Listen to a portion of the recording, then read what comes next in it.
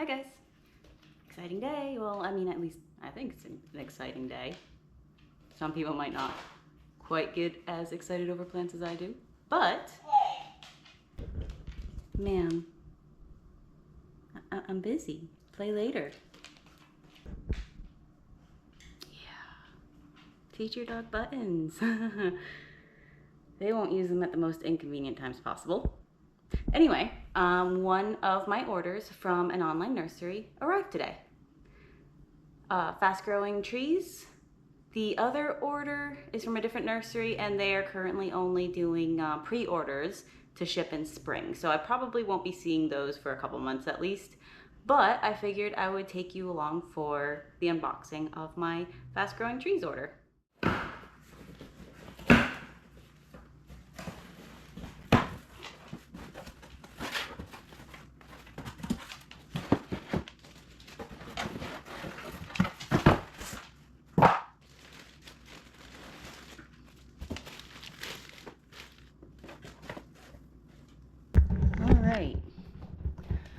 So this one is my wonderful pomegranate.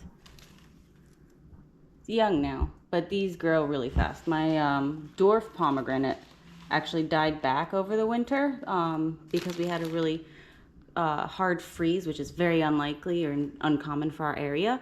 And it was dead to the ground, and now it's bigger than this, so it'll grow fast. I do think I might be missing an order though. I'm not sure if they were supposed to come at the same time or not, but I ordered another thing from Fast Growing Trees, so let me check on that. Well, that's never happened before.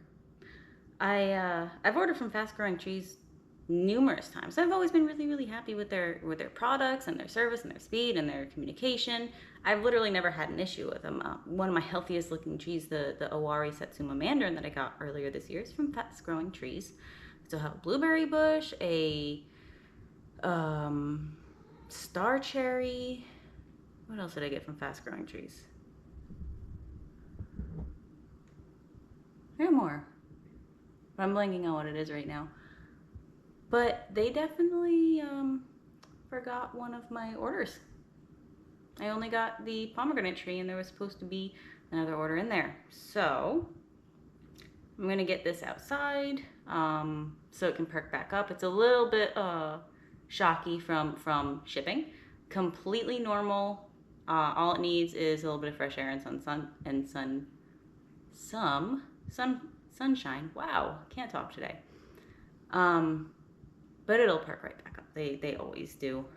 Don't plant them immediately after receiving an online plant order. Because they do get a little shocky in shipment, and it could just be a little too much stress if you plant them right away. So just put them in a spot out of direct sunlight, but where they're still getting sun outside, so they can adjust for a few days, and then you can plant them. All right, so that's what it looks like outside the plastic. Soil was not dry at all. Feels very good. I'm not going to water it because I don't want to swamp it. Soil was a little disturbed from being moved around a bit, so I did press it down just lightly. Overall, it does not look bad, and it'll grow really fast. In case you're curious, that's the one that grew back from nothing last year and produced fruit. So I will keep you updated on the status of my other order once I get in contact with them, and go over some of the details of the wonderful pomegranate later. Alright, so it's been a few days. I did get in touch with Fast Growing Trees, and they confirmed that the other portion of my order was not missing. It's coming from a different location, so it's going to be assigned a different tracking number later on when that gets sent out. Their system just automatically assigned the tracking number to both orders, even though they're coming from different places. Since then, they did indeed assign a new tracking number, so hopefully I'll be seeing that here soon. But in the meantime, since my pomegranate plant has had time to rest and get adjusted to being out of the packaging, let's go ahead and plant it in the ground. It's still looking pretty good. Hasn't really lost any leaves. You can see just a couple in the bottom there, and it's perked up to being out in the sunlight. Well, it's in the shade now, but I think it's ready to be planted. All right, so I'm gonna go ahead and get this planted real quick, and I'll kind of go over some of the things that I do and why I do them when planting a new tree or shrub or really anything.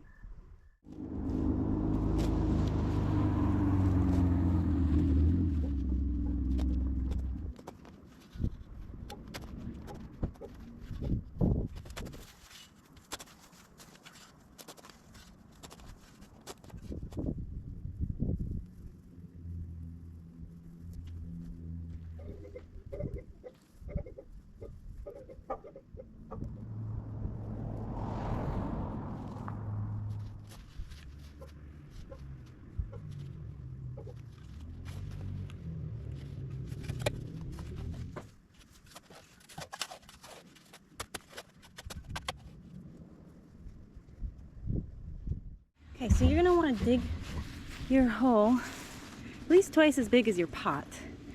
And I will go over why we do this, really in any soil type, but for mine, it's especially important because of all this clay.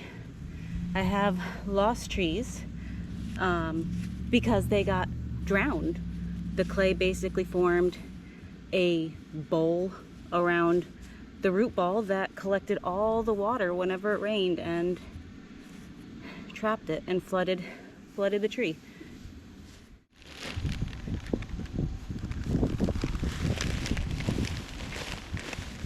And then mixing some potting soil in with the existing soil just to help improve drainage just a little bit. Kind of give it a head start. You don't want to do just potting soil in your hole because then your tree will get all happy and content in that little area with potting soil and it won't want to send its roots further out. So you end up with a tree with very shallow roots, and that just is a recipe for the tree to fail in the future.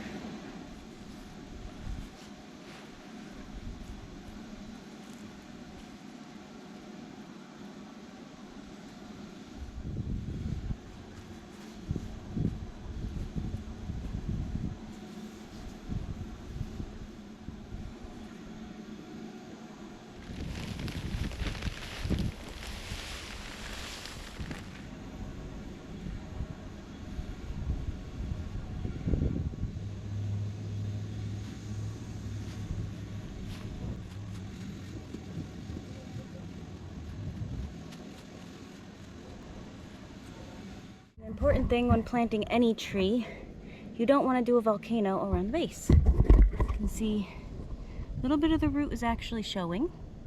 It's called the root crown.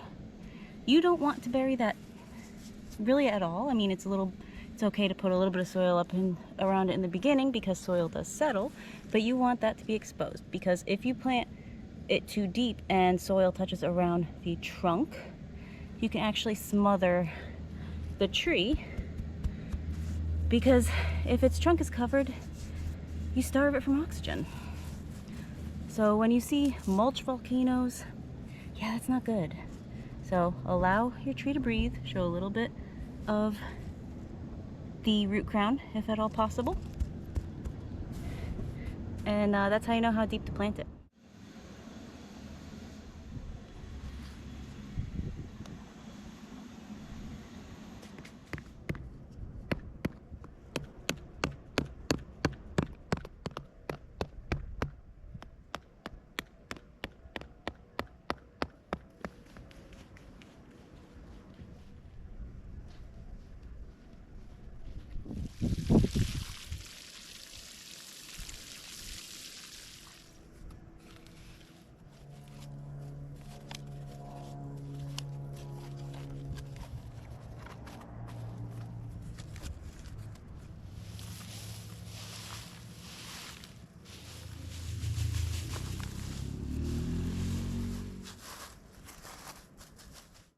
All right, add a little leaf litter as mulch, keep it from drying out, help prevent weeds from coming up. I'll get some wood chips here later on, but I had leaves available and they work in a pinch. Okay, so I didn't really explain everything that I was doing while I was doing it. There was a lot of traffic and, well, just general neighborhood noise. So I didn't want to try to talk over that. But basically, when planting a tree, a shrub, even flowers, you want to dig the hole twice as wide and twice as deep as the pot of the plant, as the root ball. You will then fill in the depth to the height you want the plant to be sitting. That'll loosen up the soil really nice, so it won't be super compacted, and allow for a little bit better drainage. The roots will want to explore a little bit more when they're young if the soil is not super compacted like it would be under turf, under grass. Another thing that you want to note is with digging the hole a lot bigger, in my case I have clay soil.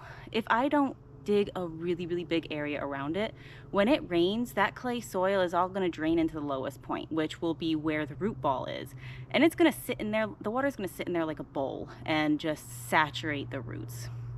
Unfortunately, I found out I had clay soil after I had killed a couple trees. I had to make them even bigger than 1.5 times the size of the root ball, just so it wouldn't turn into a bowl of rainwater all around the roots. Honestly, overly wet roots is worse than dry roots, so it does a lot more damage. You have a thirsty tree, you can water it. You have a saturated tree, not much you can do, especially during rainy season. And if you want your tree to sit level with the ground around it, you still will need to plant it on some sort of a berm, a slight mound, where for right now the tree or the bush is actually sitting higher than the soil around it, because that soil is going to settle over the next few months and eventually be level with the soil around it. If you don't put it on just a little bit of a mound, when it does settle, it'll create another fishbowl effect, and that'll be the lowest part in the area, the ground, the yard, and the rainwater is just gonna collect in the lowest point again and flood the roots. If you want it to sit higher than the soil around it, then you're gonna have to really build up that mound, build up that berm, and take into account it's going to sink, so it's not going to be as high as you originally thought it would be. So you're going to want to make it higher if you want it to stay above the soil level, if that makes sense. The root crown, the very start of the roots, where the roots meet the trunk, you don't want them to be flat out exposed to the open air, but you want them to be like right at the soil surface, where you can kind of see them if you brush the soil away a little bit. And you, under no circumstances, want soil to be touching the trunk. That can suffocate a tree. It may take years to do it. You may see those mulch volcanoes, those mounds that just climb up halfway on a tree trunk. People do it because they like the way it looks. It's actually terrible for the tree itself. It may take years, especially for a really established older tree, but it will damage the tree, whether trapping moisture around the trunk, causing it to rot, starving the trunk of any oxygen it would normally get there, and introducing diseases that may be trapped there by constant moisture. It's just not a good thing. So when you do finish planting a tree, you want to mulch it, you want to cover the soil surface so the soil doesn't dry out, and also to suppress weeds. Personally, I like to put a layer of cardboard, make sure all the stickers and the tape is removed, over the soil. It really helps suppress the weeds, and it also breaks down into a nice soil additive over time. And then I'll put a mulch over top of that. Today I just put leaves because that's what I had on hand. Thank you, fall. I need to go get some more wood chips. So here, when I go to the store, pick up more wood chips, I'll replace the leaves with wood chips. It'll just break down a little slower, so I won't have to keep replacing them, and look a little nicer. But you want to keep a nice ring around the trunk where there's no mulch, no cardboard, no wood chips, no leaves, no nothing, because again, you want to leave the trunk open so it gets its oxygen and has no constant moisture trapped up against it. Now, I don't really add anything into the hole when I'm planting fertilizer wise. I usually will just mix in some potting soil or some garden soil just to break up any compacted dirt, help with drainage a little bit. And of course, a lot of those come with nutrition in them already, so you don't necessarily need to add extra fertilizer. I know a lot of people will use tree starting fertilizer. I've just never really had the need to. I've had pretty good success just mixing a little bit of garden soil into it. But my soil here, except for the fact that it's solid clay underneath a little bit of topsoil, is actually pretty good. This used to all be farmland, so it's decently enriched soil already. Well, I hope this answered some of the questions you had about planting trees and why certain things are done. Everyone is different, every soil is different, every area is different. I can't speak much personally for really sandy areas. I don't have that much experience with sandy soil. I imagine it'd be very, very similar. And you'd probably want to bring in some organic, or not organic,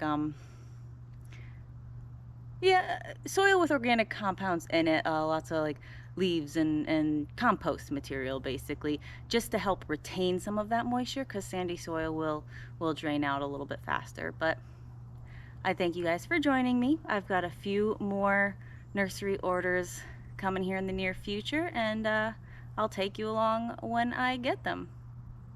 Till next time, bye.